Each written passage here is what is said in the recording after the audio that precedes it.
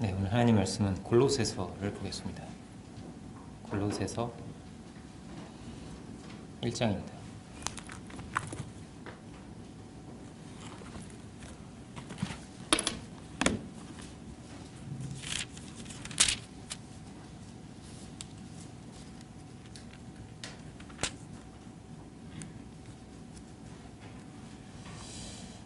골로새서 1장 13절로 23절까지를 찾으신 줄로 알고 제가 봉독하겠습니다.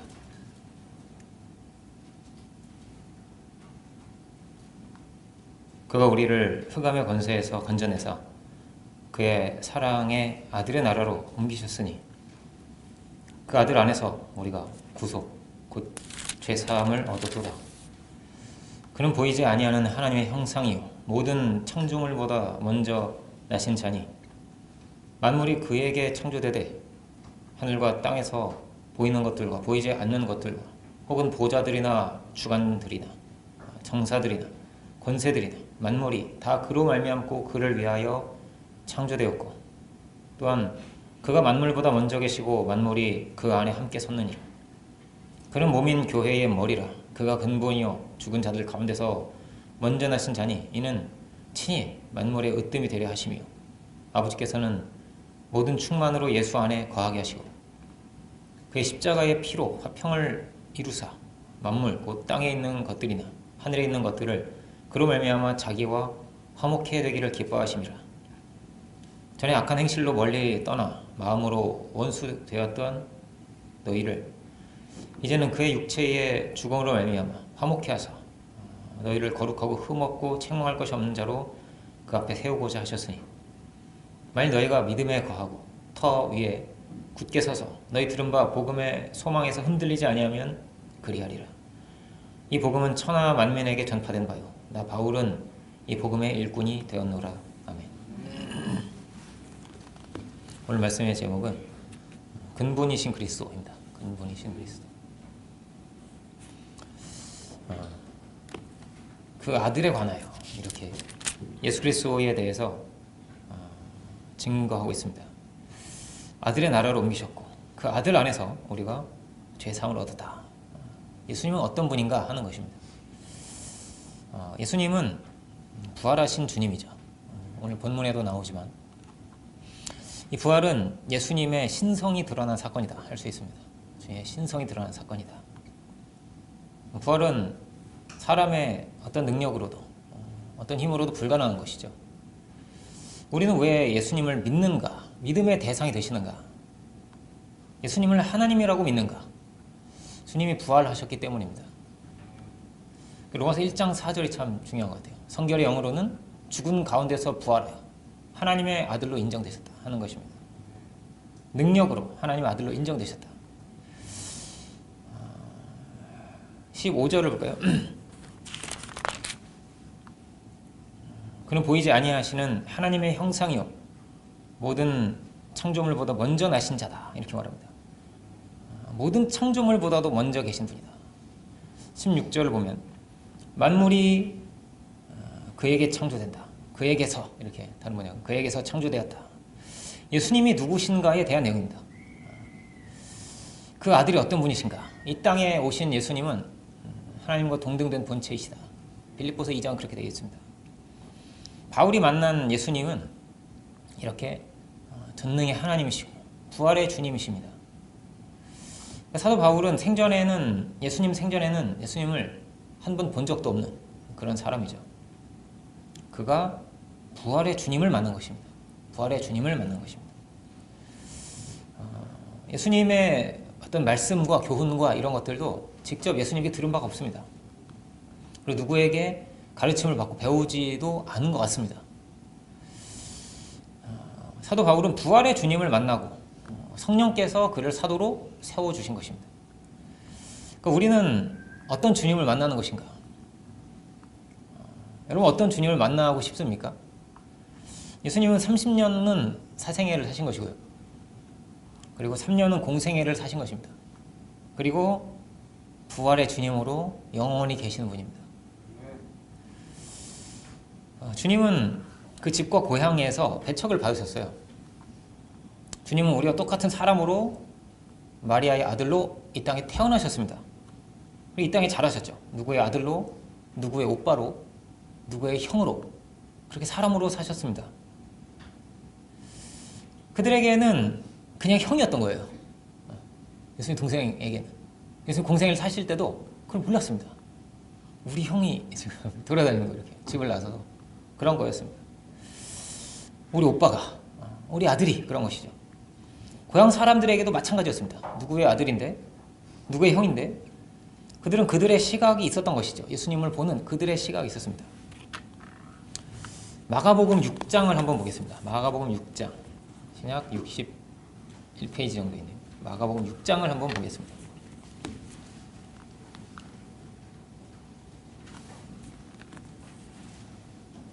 오늘 제2의 본문이라고 할 수 있습니다. 마가복음 6장.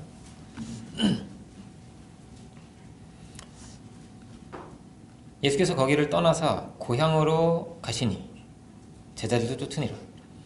안식일이 되어 회당에서 가르치시니 많은 사람이 듣고 놀라 가로되 이 사람이 어디서 이런 것을 얻었느냐? 이 사람이 받은 지혜와 그 손으로 이루어지는 이런 권능이 어찌 됨이냐? 이 사람이 마리아의 아들 목수가 아니냐? 야고보와 요셉과 유다와 시몬의 형제가 아니냐?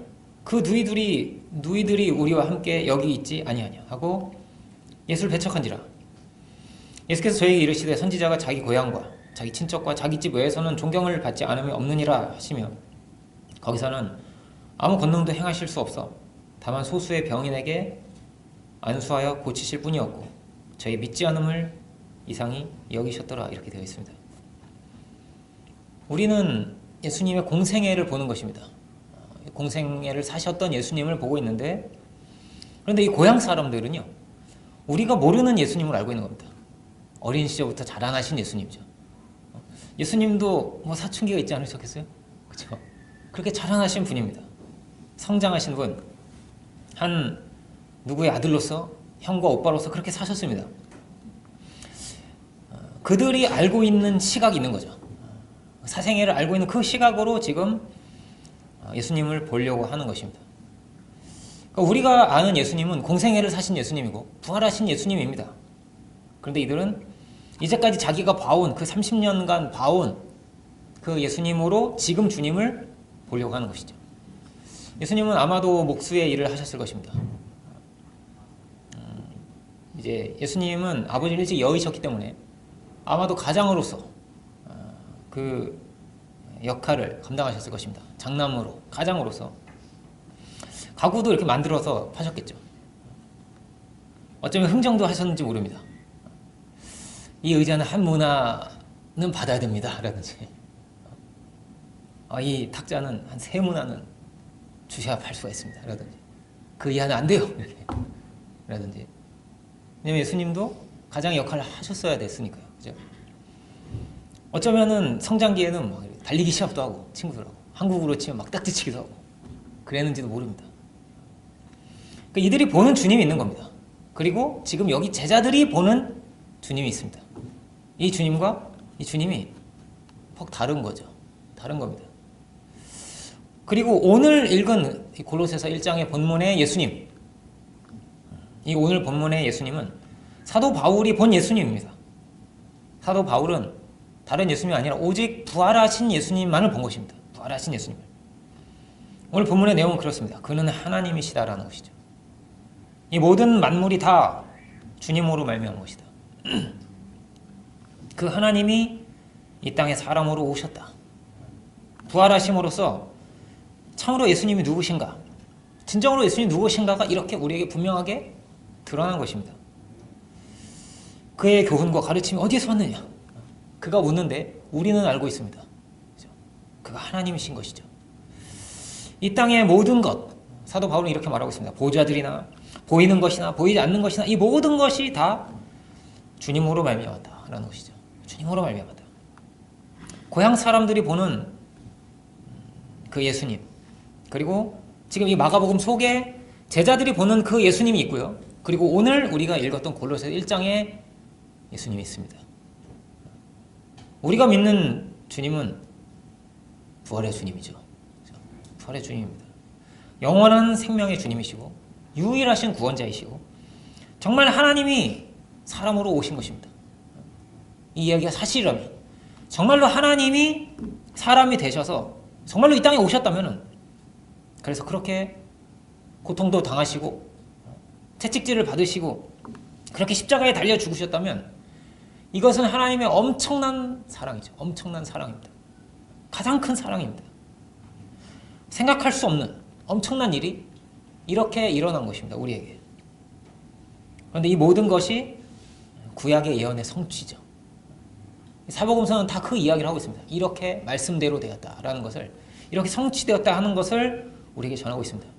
어느 정도 하면요, 심지어 은 30년까지 예언되어 있습니다. 은 30년까지. 구체적인 금액까지 예언이 되어 있습니다. 예수님으로 인해서 이 구약의 모든 예언이 다 성취가 된 것이고요. 이 모든 역사가 예수님을 인해서 다 보이게 되는 것입니다. 주님 안에서 모든 역사의 비밀이 드러난 것이죠.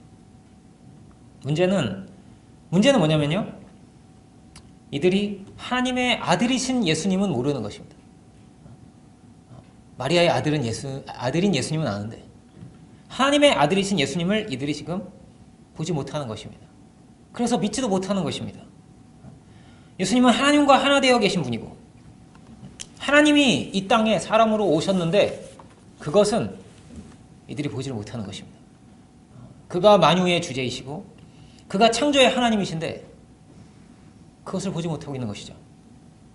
이들은 자기의 생각과 자기의 시각 안에 갇혀 있는 것입니다. 이렇게 갇혀 있는 것입니다. 자기의 경험 안에, 자기의 지식 안에, 자기 아는 것 안에, 자기가 봐온 예수님 안에 그들은 갇혀 있습니다. 누구의 아들인데? 누구의 형인데? 누구의 오빠인데? 이러고 있습니다. 마치 새가 알을 깨고 나오지 못하는 것처럼 그렇게 자기 세계 안에, 한 세계 안에 그렇게 갇혀 있는 것이죠. 자기의 지식 안에 그렇게 갇혀 있습니다. 그런데 이게 이들만의 이야기가 아니고 유대인들이 사실은 다 그랬고요. 제자들도 부활의 주님을 만나기 전까지는 예수님을 다 알지는 못한 것입니다. 부활의 주님을 만나고 나서야 예수님이 하나님이시구나, 예수님이 정말 이런 분이시구나 하는 것을 그제서야 알게 된 것이죠. 왜 이런 이야기를 하냐면요, 이 안에는 우리도 들어있기 때문입니다. 나는 어떤 예수님을 만났는가? 우리는 어떤 예수님을 만났는가? 나의 주님은 어떤 분이신가 하는 것을 우리가 알아야 되는 것이죠. 겉으로 볼 때 예수님은 우리와 완전히 똑같은 사람이셨습니다. 그런데 완전히 다른 분이죠. 그 안에 성령의 능력이 충만하시고 하나님의 모든 신성이 육체로 거하신 예수님은 하나님이셨습니다. 그 주님을 알아볼 자가 없었습니다. 그 주님을 알아봐야 전하잖아요. 그가 하나님의 아들이시다, 그가 구원자시다, 그리스도시다를 전할 수 있어야 되는데 그를 알아볼 자가 없었기 때문에 세례 요한을 보낸 것입니다. 앞서서. 그런데 그 세례 요한이 본 예수님도 사도 바울이 지금 본 것에 비하면 점과 같은 거죠. 작은 것입니다. 그 비둘기가 내려오는 걸 보고 하늘의 증거를 듣고 이런 정도였습니다. 사도 바울은 부활의 예수님을 만나고 나서 눈이 멀고 3일 뒤에 눈을 뜨고 그리고 아라비아에서는 3년이나 예수님만을 붙들고 매달린 것입니다. 예수님이 누구신가? 예수님이 어떤 분이신가? 나에게 찾아오신 이 주님이 어떤 주님인가를 3년을 붙들고 있었습니다. 왜 그렇죠? 정말로 하나님이 이 땅에 오셨다면 가장 중요한 일이기 때문입니다. 가장 중요한 일이기 때문에. 모든 구약의 그 예언이 다 성취된 일이기 때문에. 역사의 결론이 예수님께 있기 때문에. 온몸으로, 온 마음으로 주님을 바라본 것이죠. 우리는 어떠한가? 우리가 생각해 볼 수 있기 바랍니다. 우리의 시각이 있고, 우리의 과거의 사고가 있고, 우리의 가치관이 있습니다. 어떻게 이것을 깰 수 있는가? 이게 참 중요한 것이죠. 그래야만 새 길을 우리가 열어갈 수 있는 것입니다. 사람을 볼 때도 마찬가지 아니겠습니까? 그러니까 자기 자신을 볼 때도 마찬가지입니다. 베드로를 볼 때도 마찬가지입니다. 베드로를 불황무식한 자, 그냥 업으로 볼 수가 없는 것입니다. 주님이 부르셨기 때문이죠. 우리 자신도 마찬가지입니다. 나는 누구인가? 라는 것이죠. 예수님은 누구신가 안에는 나는 누구인가도 함께 들어있습니다. 우리는 쉽게 인간적으로 보는 것입니다. 그의 나이로 보고, 직업으로 보고, 학력으로 보고, 외모로 보고, 우리 자신도 그렇게 볼 수 있습니다. 그것 때문에 열등의식도 느끼고, 그것 때문에 갇히기도 하고, 주님의 제자들도 그런 취급을 받았던 것입니다. 근데 이 말은 뭐냐면요, 우리가 그렇게 갇혀있다는 말입니다. 그렇게 우리의 시각에 갇혀있다는 뜻이 되는 것입니다. 그게 우리의 지혜에, 우리의 생각에 그렇게 갇혀있다는 말입니다. 예수님은 어떤 분이냐면요, 하나님은 어떤 분이시냐면은 볼 수 있는 분이 아닙니다. 목각으로, 석상으로 만들 수 있는 분이 아닙니다. 의인은 믿음으로 사는 것인데 그 말씀을 믿는 것이죠. 나의 구원의 주님이시고 생명의 주님이시고 모든 존재의 근거가 되시는 그 예수님을 우리가 믿는 것입니다. 예수님은 어떤 분이냐? 모든 만물을 붙들고 계신 분입니다. 모든 창조의 근본이 되시는 분입니다. 생명의 주님이죠. 이 만물을 다 붙들고 있는 마치 중력과도 같다. 그런 말씀 드렸죠. 중력이 없으면 우리는 다 날아가는 거거든요. 다 죽는 겁니다. 중력이 없으면. 우리가 나의 시각과 나의 생각, 나의 가치관, 나의 윤리관, 나의 세계관에 갇혀 있으면 진정한 주님을 우리가 발견할 수 없습니다. 우리의 시각이 깨어지는 이게 참 중요하죠. 우리는 이것을 정말 중요하게 가르쳤습니다. 우리는 이것을 사명을 발견한다고 하죠. 질적인 변화, 이것은 예수님을 발견하는 데 있었습니다. 예수님은 3명의 제자들 데리고 변화산으로 올라가셨습니다. 변화산으로 올라가셔서 빛나는 모습으로 막 변형되셨어요. 좌우에는 막 그 유명한 모세와 엘리야도 있고 막 그런 모습으로 막 빛나셨습니다. 와, 예수님이 엄청난 분이구나 하는 것을 발견합니다. 그런데 그것을 본 사람이 겨우 3명의 제자였는데 이 3명이 어부 3명입니다.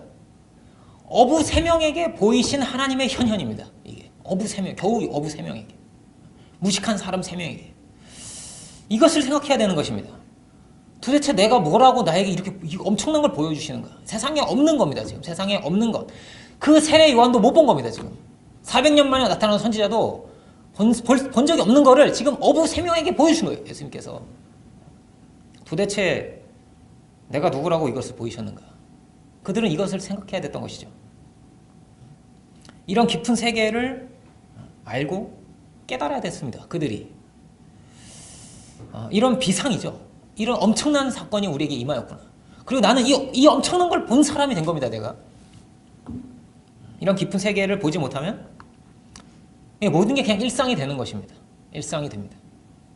내가 이 역사 속에서 그냥 나하고 죽는 인생인데, 다 썩어져가는 이 역사인데 나를 부르셔서 엄청난 걸 보이신 거예요. 예수님께서. 그런데 여기에 우리도 있습니다.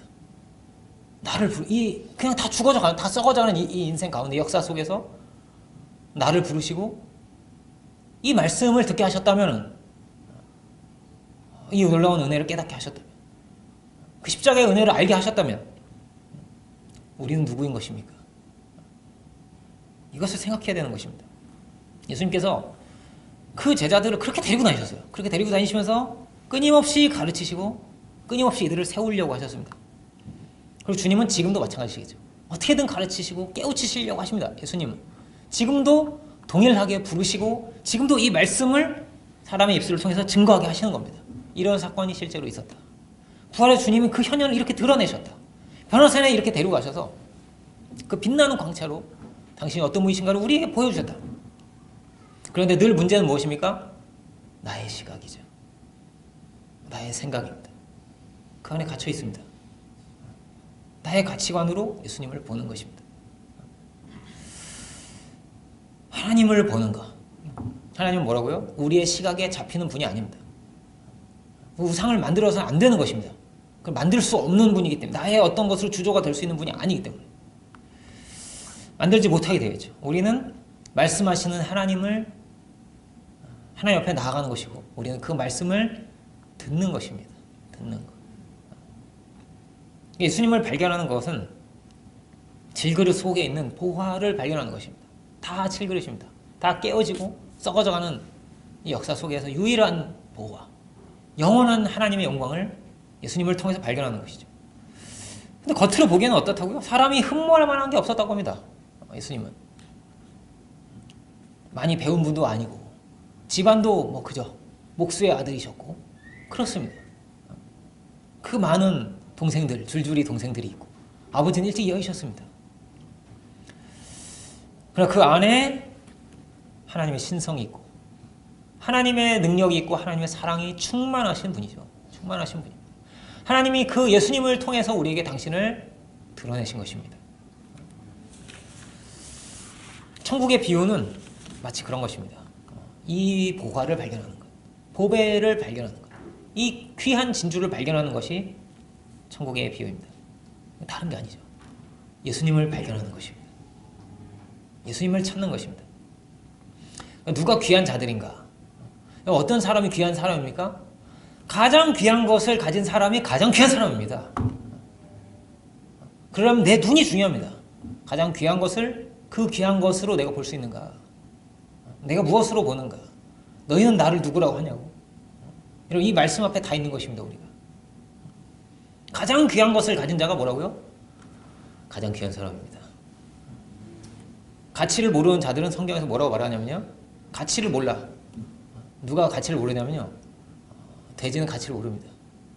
개는 가치를 모릅니다. 그 진주를 줄 필요가 없는 것입니다. 돼지는 진주를 좋아하지 않습니다. 이유는 한 가지입니다. 진주는 맛은 없습니다. 입에 넣어서 맛이 없어요. 그런 것입니다.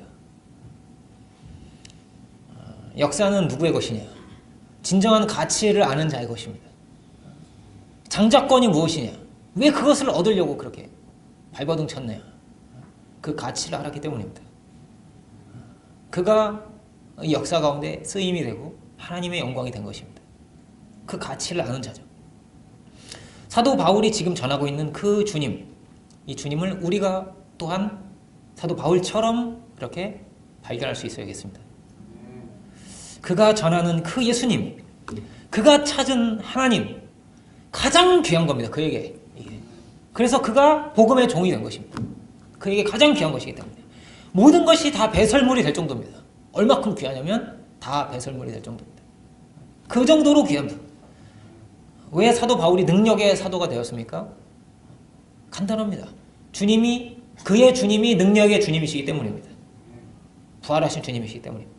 그가 찾고 발견한 주님이 하나님이시기 때문입니다. 죽은 자도 살리시는 능력의 주님이시기 때문에 그가 증언하는 것입니다. 우리 믿음 바 하나님은 죽은 자도 살리시는 분입니다.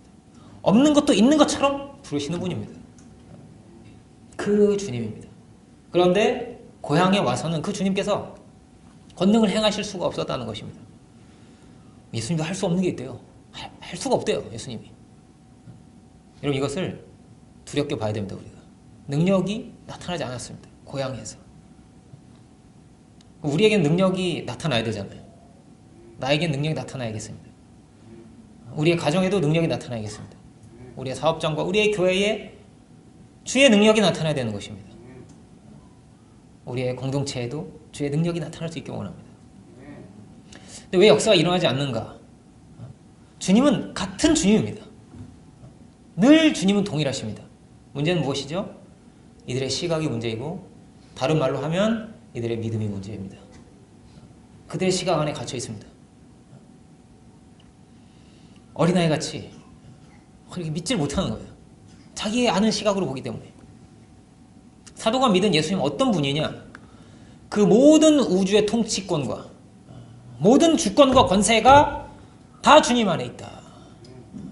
주님, 이런 주님이시다.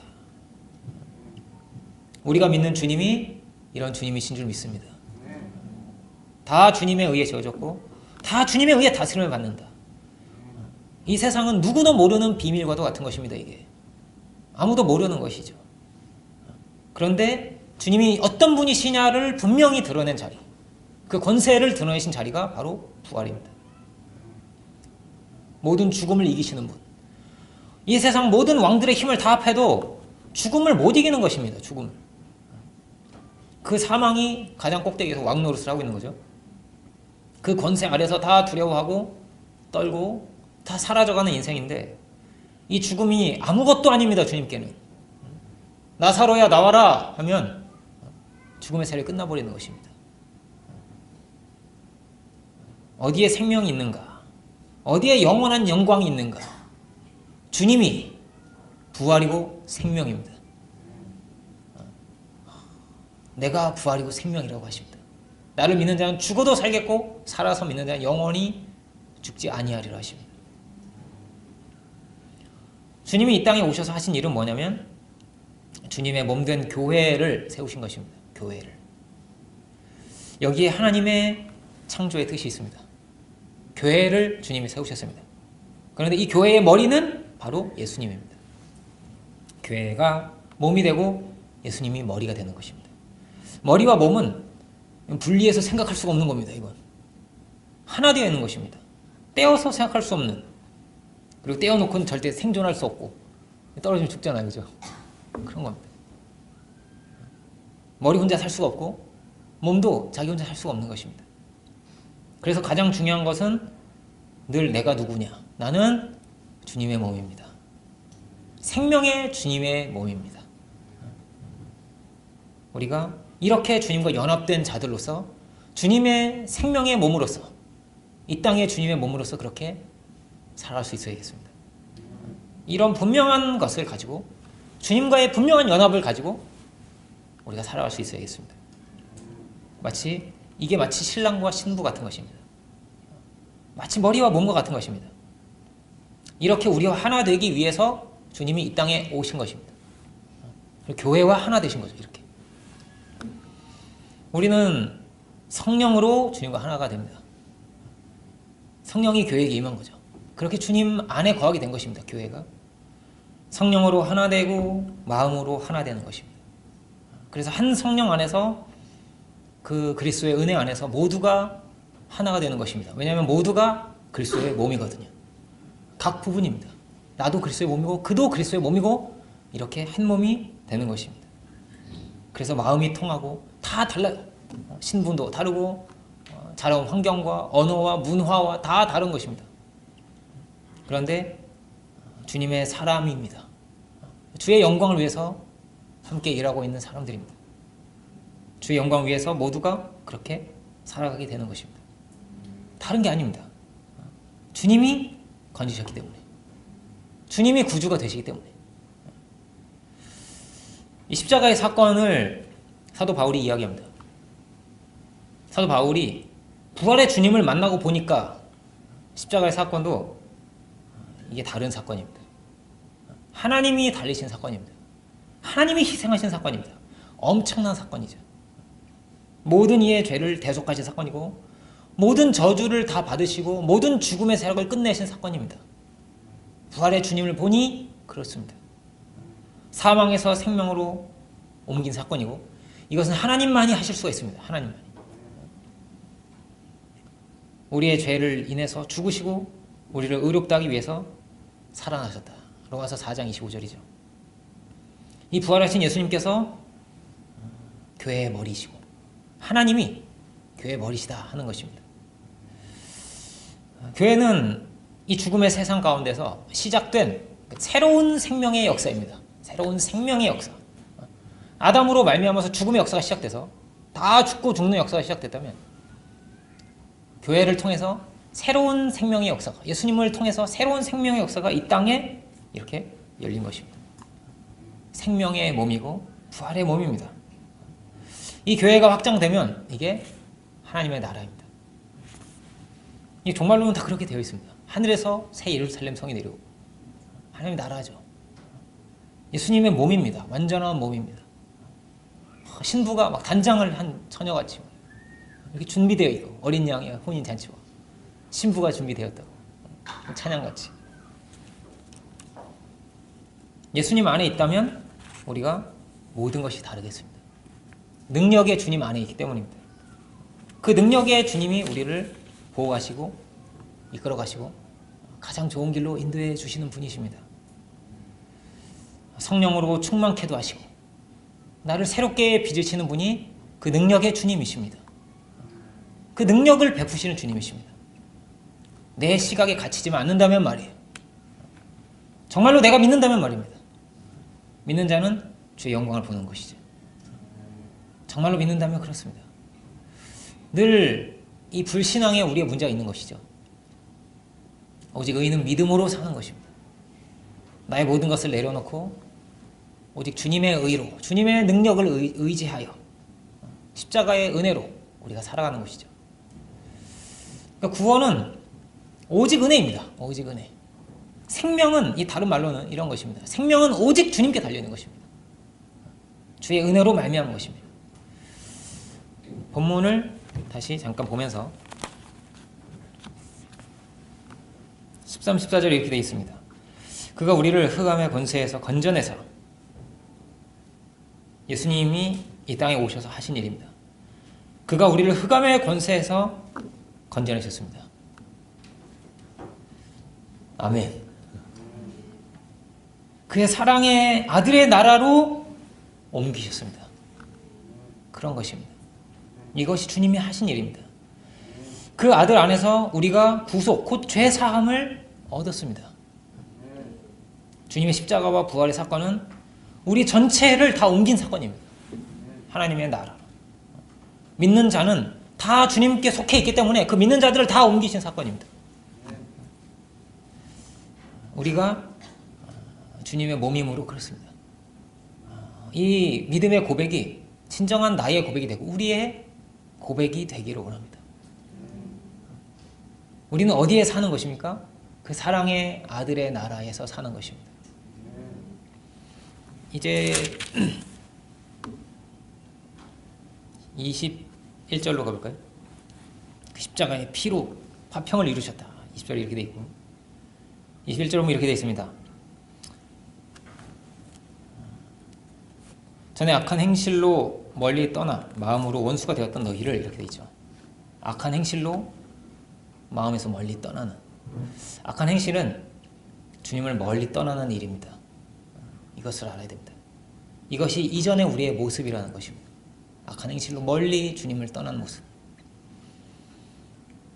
22절, 그랬던 우리였는데 이제는 그의 육체의 죽음으로 말미암아 화목케 하사 너희를 거룩하고 흠없고 책망할 것이 없는 자로 그 앞에 세우고자 하셨으니, 만일 너희가 믿음에 거하고 터 위에 굳게 서서 너희의 두려운 바 복음의 소망에서 흔들리지 아니하면 그리하리라. 이 복음은 천하 만민에게 전파된 바요 나 바울은 이 복음의 일꾼이 되었노라 합니다. 주님은 그 희생하심으로, 죽으심으로 우리를 깨끗게 하신 분입니다. 그래서 흠이 없고 책망할 것이 없는 자로 세우고자 하셨다. 우리는 엄청나게 흠이 많은 사람들입니다. 연약하고. 사도 바울도 뭐라고 말해요? 죄인의 괴수라고 할 정도입니다. 보니까 그 은혜의 빛을 비추고 보니까, 생명의 능력 안에 거하고 보니까 이 빛이 비춰보니까 너무나 자기가 어떤 자인지가 너무나 드러나 버렸습니다. 아, 내가 이런 죄인이구나, 이런 연약한 자이구나 라는 것이 분명하게 밝히 드러났습니다. 우리는 연약한 자들이죠. 그런데 주님께서 흠이 없이, 책망할 것이 없이 깨끗하고 온전한 자로 세우고자 하셨다. 이것이 주님의 역사입니다. 주님은 우리를 새 피조물이 되게 하신다는 것이죠. 이전 것은 다 지나가고 보라 새 것이 되었다 하는 것입니다. 고린도후서 5장의 말씀이죠. 마치 주님께서 죽으시고 부활하셨듯이 주님은 우리도 살리신 주님이십니다. 영원한 주의 영광 가운데 우리를 두신 것입니다. 그 은혜 안에, 성령의 은혜 안에, 그 능력 안에 우리를 두신 것입니다. 이미 살리셨어요, 우리를. 다만 옛 몸을 입고 있을 뿐입니다. 끝날 몸이죠, 끝날 몸. 다만 옛 몸을 입고 있을 뿐입니다. 부활의 몸은 나중에 입겠지만 분명히 어떠냐면 살리신 나, 살리신 내가 있습니다. 살리신 내가 있는 것입니다. 그 내가 옛 옷, 옛 나. 이제까지 몇 년 살았어요? 30년? 40년? 어떤 분 60년? 살아온 나를 입고 있을 뿐입니다. 이것은 다 벗을 것입니다. 그리고 주님이 살리신 나는 영원한 나이죠. 영원한 나이고 주의 영광인 나이고 흠이 없는 나이입니다. 연약함이 없는 나로 주님이 세우신 것입니다. 영원히 주님과 동행할 존재들입니다. 우리가 하늘에서는. 사도 바울은 그렇게 새 피조물로 살았습니다. 그렇게 다시 살고 보니 약함도 자랑이 되었습니다. 단지 옷에 불과하거든요. 이게 다 끝날 것입니다. 그는 이전의 인생이 아니라 새로운 인생으로 새 사람으로 살았습니다. 사울이 아니죠. 더 이상. 우리가 23절 이렇게 되어 있습니다. 만일 너희가 믿음에 거하고, 믿음에 거하면, 아까 어땠죠? 믿지 못함으로 능력이 드러나지 못했다. 중요한 말씀입니다. 만일 너희가 믿음에 거하고 터 위에 굳게 서서 너희 들은 바 복음의 소망에서 흔들리지 아니하면 이것이 사도 바울의 길이겠습니다. 이것이 또한 우리가 가야 할 길입니다. 흔들리지 아니하면, 그렇다면 그 능력을 맛보며 살 것입니다. 우리가 그 능력 안에 거하고 살 것입니다. 복음은 모든 믿는 자에게 구원을 주시는 하나님의 능력입니다. 지식이 아닙니다. 아는 게 아닙니다. 능력입니다. 나를 변화시킨 능력입니다. 나를 일으키신 능력입니다. 은과 금은 내게 없어도 내게 있는 것으로 내게 주노니 나사렛 예수의 이름으로 일어나 걸으라 한 것입니다. 그 능력을 우리가 맛보고 살기 원합니다. 믿음의 사람들이 되기 원합니다. 부활 다음은 성령입니다. 성령은 능력이거든요. 우리 믿음 얘기했지만 성령은 사도행전 1장 8절이죠. 오직 성령이 너에게 임하시면 너희가 권능을 받고, 능력입니다. 두나미스라고 합니다. 파워입니다. 파워. 두나미스가 다이너마이트가 여기서 나왔어요. 다이너마이트가 폭발적인 힘을 말하는 겁니다. 엄청난 힘을 말하는 겁니다. 다이너마이트를 만들고 나서 이걸 이름을 뭘로 지을까 고민했다는 거예요. 야, 그 어원이 이런 단어가 있다. 두나미스라는 게 있다. 여기서 왔어요. 그런 엄청난 능력으로 우리에게 임하신 분, 그 성령의 능력 안에 있는 사도들이 사도행전의 역사를 그렇게 써간 것입니다. 참으로 죽고 다시 사신 주님, 그 생명의 능력이 그렇게 사도들에게 나타나고 교회에 나타난 것입니다. 우리가 오순절을 향해서 가고 있습니다. 성령의 능력을 힘입은 120명, 이들을 통해서 놀라운 세계 복음화의 역사가 일어났다 하는 것이 사도행전의 역사였습니다. 근데 이 120명이 어떤 사람들이냐면요, 세상에서 제일 중요한 사람들입니다. 제일 중요한 사람들입니다. 엄청난 사명을 가진 사람들입니다. 여기는 남종도 있고 여종도 있고 노예들입니다. 그 당시에 배운 사람, 배우지 못한 사람, 별 사람이 다 있는 것입니다. 사명이 엄청난 큰 사람들입니다. 너무나 존귀한 사람들입니다. 왜냐하면요, 가장 귀한 그 아들을 주님께서 우리에게 주셨기 때문에, 하나님께서 우리에게 주셨기 때문에, 가장 귀한 주님을 발견한 자들이기 때문에. 누가 귀한 자들이라고요? 가장 귀한 것을 발견한 자들이 가장 귀한 자들입니다. 이 120명이 가장 귀한 자들입니다. 이들을 통해서 엄청난 축복의 문이 열린 것입니다. 이 우주와도 비할 수 없고 무엇과도 바꿀 수 없는 가장 귀하신 분, 예수님을 그들이 발견한 것입니다. 이 120명은 다른 게 아니죠. 내가 어떤 은혜를 받았는가를 아는 사람들입니다. 그들의 시각이 다 깨어졌습니다. 그들에게 있어서는 예수님 목수의 아들이 아니죠. 더 이상. 마지막 성경인 이 요한복음은 기독론으로 끝이 나는 것입니다. 예수님이 누구신가에 대한 것이죠. 누가 나를 위해서 죽으신 것입니까? 누가 나의 선한 목자이십니까?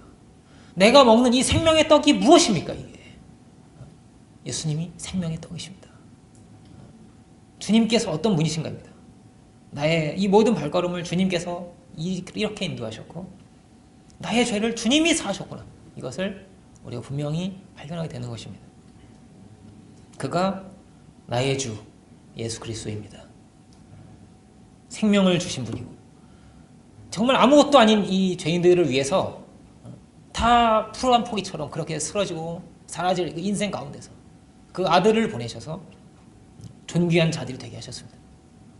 우리가 주의 이름을 찬양하고 영광을 돌리고 그 역사하심 가운데 승리할 수 있는 우리 모두가 다 되기를 주님의 이름으로 축원합니다. 기도하겠습니다. 사랑의 주님, 오늘 우리가 골로새서 귀한 말씀,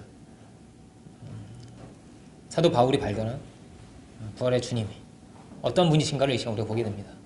오히려 우리가 우리의 시각과 우리의 생각 속에, 우리의 지식 속에, 우리의 경험 속에 갇혀있는 자들은 아닙니까?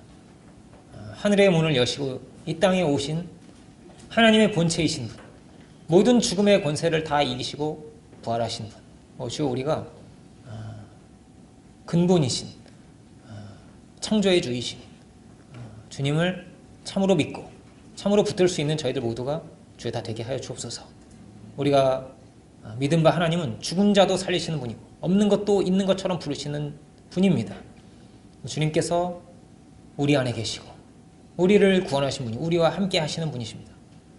주여 우리가 놀라운 능력과 권세 아래 있는 자들이 다 되게 해주시고 그렇게 승리자로 살아갈 수 있는 저희들 모두가 되게 하여 주옵소서.